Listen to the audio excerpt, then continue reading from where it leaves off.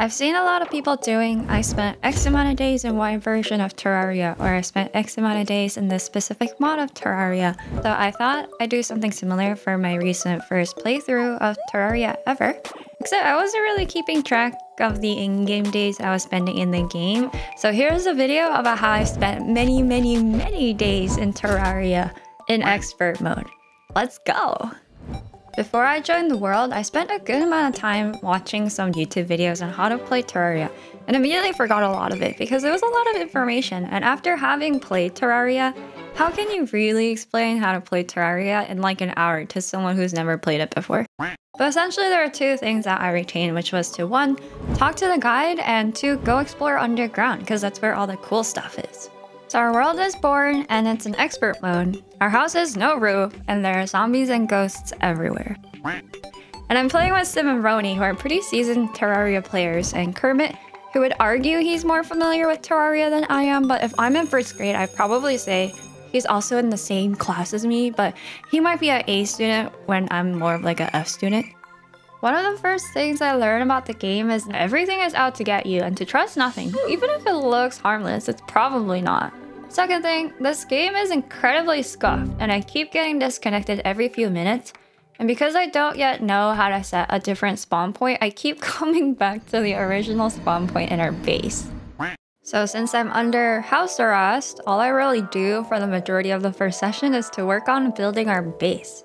Kermit's already built a house at the spawn point, which looks amazing, and it's currently where everyone else is storing their cave loot and treasure. But it's a bit too small for more villagers to move into, so I decided to build an identical one next door. People are starting to move in though, which is really cool. And I noticed that Kermit's house has stone walls for the visor part of the house, so I add that to my build too. And now they look exactly the same. The house arrest thing is kind of annoying though, so Sim and I try to troubleshoot it off stream, but nothing fucking works. So instead I just buy the rights to the world, which I renamed to Ohio, and I'm released from house arrest.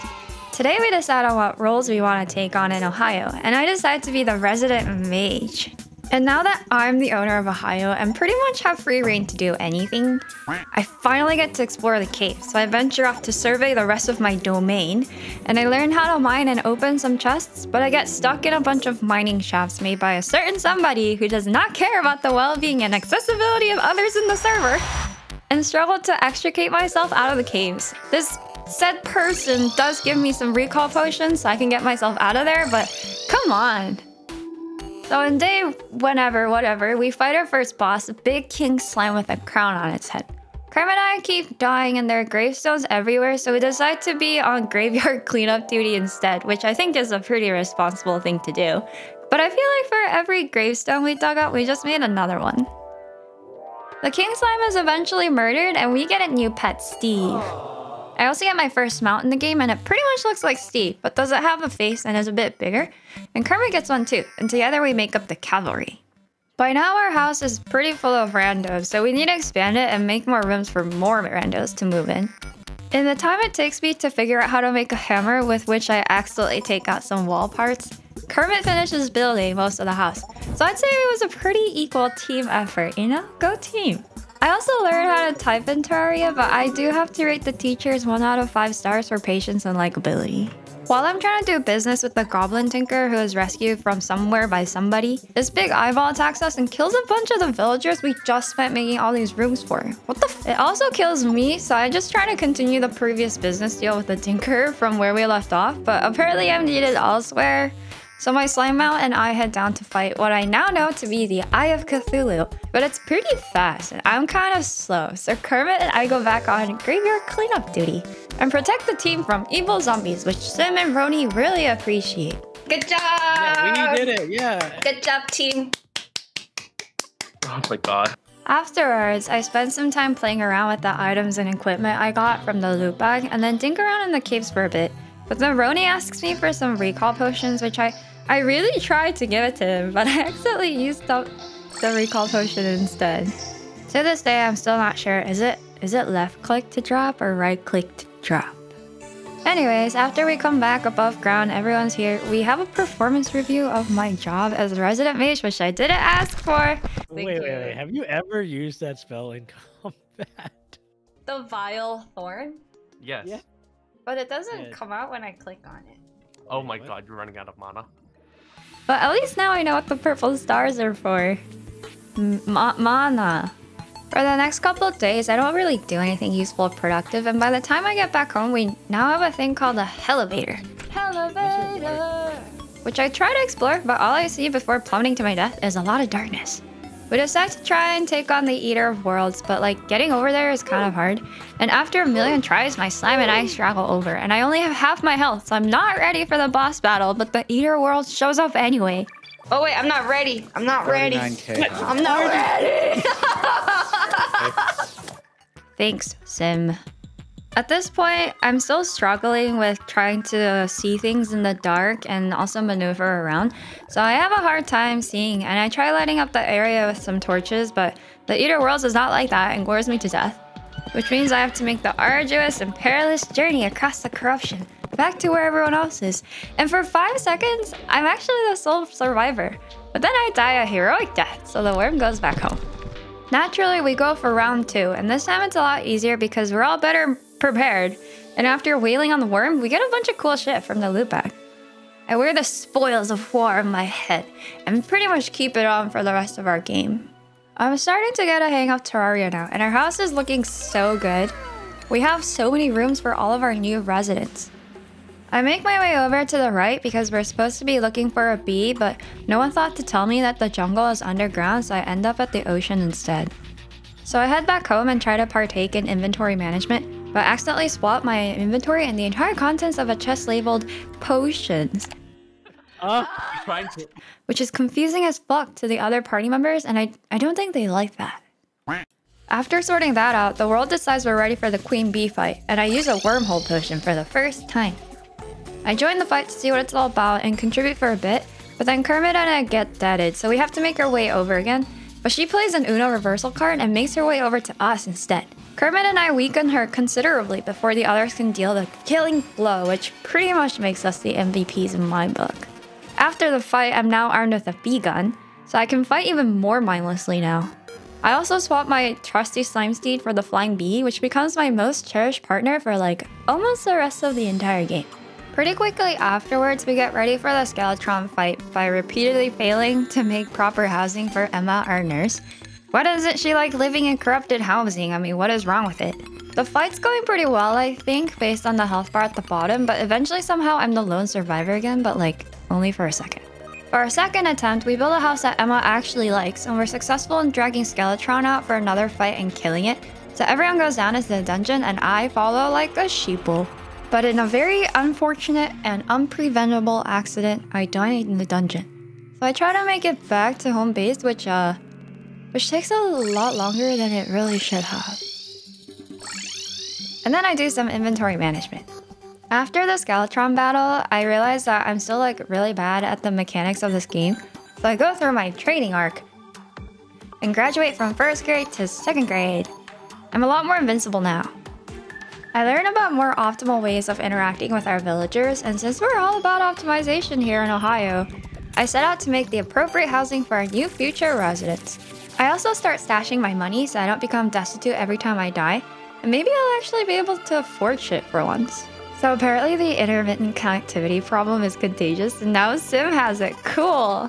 We spent some time looking for a cure, but then I think he just gets over it, easy peasy. When Sim isn't disconnecting, he's able to finish building the arena. So now we have a place we can lure monsters into and gang up on them when they come into the wrong neighborhood. He also organized a lot of our chests because the previous system wasn't working super well. What was wrong with the system before where everything was in a random room?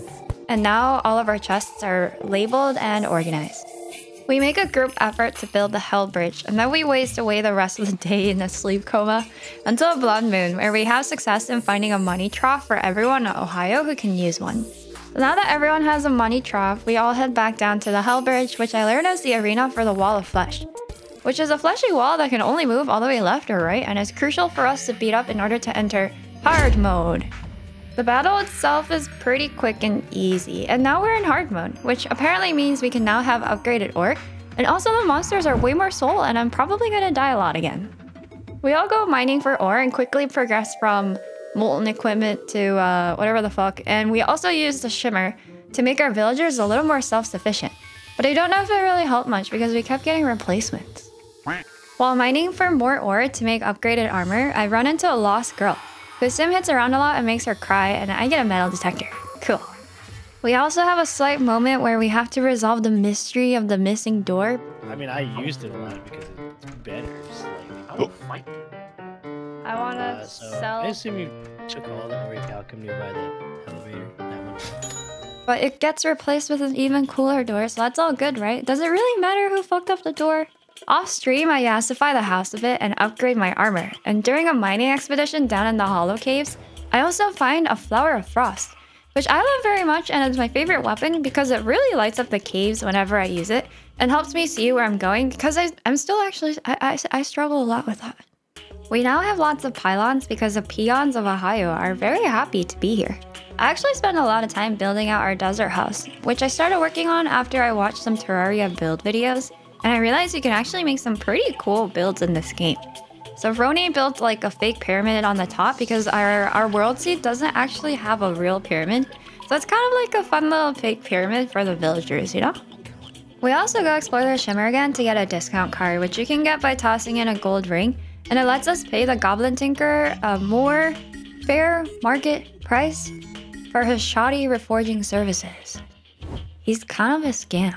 I was trying to use a desert pylon, but apparently it's corrupted and no one wants to live there anymore. But what the fuck? The new house is also corrupted? So we throw purification powder everywhere to ward off the evil, but it stays corrupted. How does corruption work? With our upgraded weapons and armor and wings and mounts and all the other shits, we faced our first hard mode boss, the Queen Slime. The battle is pretty easy. I just pee everywhere and then shoot bees in any which direction, but then get hit by rainbow bubbles that are also going in any which direction, so I just sling frost balls in any which direction. And at the end of the battle, I get a cool thing from the loot bag that lets me throw deadly rainbow bubbles, which Sim keeps mistaking for Party Girl bathwater, but it's not Party Girl bathwater, it's deadly Queen Slime rainbow bubbles. And then go back to working on the desert house. I think the slowest part was figuring out how to craft the building materials, but the basic form is done, so now I just need to fill in the walls. I'm making pretty good progress on the pyramid house, but then I get called away to fight a mechanical worm, a couple of eyeballs, and a mechanical skeletron. Which is all fine and good, but I really want to go back to working on building out a desert palace for our peons. Is that okay? And finally, the desert house is complete and ready for move-in. We have some nice, lovely rooms that don't look sus and cheap whatsoever. May I interest you in the first couple of months of the lease free? Oh, don't worry about the corruption. We'll be sure to clean the place before you move in. For fun, we engage in some friendly PvP, and everyone dies very friendly deaths. And now the desert house is a friendly graveyard biome, and the villagers are very happy in their friendly homes. First couple months off free!